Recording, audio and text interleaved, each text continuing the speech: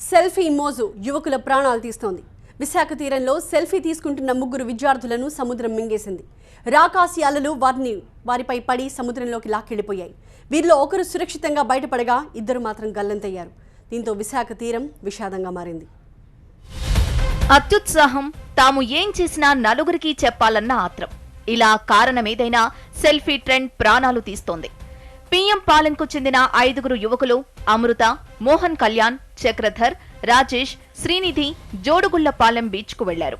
వీరంతా ఇంటర్ 2వ సంవత్సరం పరీక్షలు రాశారు. పరీక్షలు ముగియటంతో సరదాగా బీచ్కు వెళ్లారు.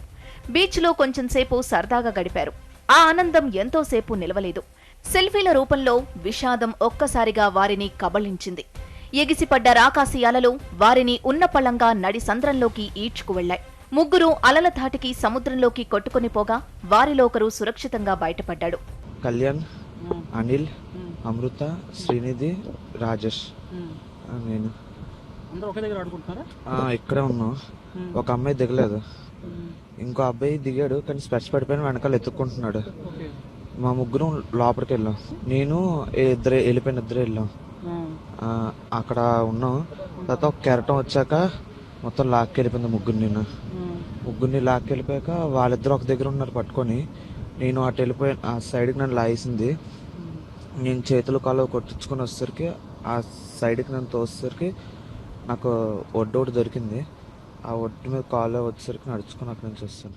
5 స్నేహితుల్లో ఒకరైన చక్రధర్ బీచ్లోని రాళ్లను పట్టుకుని సురక్షితంగా ఒడ్డుకు చేరుకున్నాడు. కళ్యాణ్, అమృత సముద్రంలో గల్లంతయ్యారు. కొంతసేపటికి అమృత మృతదేహం లభ్యమైంది. విషయం తెలియగానే రంగంలోకి దిగిన మెరైన్ పోలీసులు కళ్యాణ్ కోసం 2 స్పీడ్ బోట్లతో గాలిస్తున్నారు. నేవీ సహాయం కూడా తీసుకుంటున్నారు. ఫైర్ సర్వీసు, మేము, మెరైన్, కోస్ట్ గార్డు అందరూ కూడా వచ్చాం. కానీ అప్పటికే మించిపోయింది.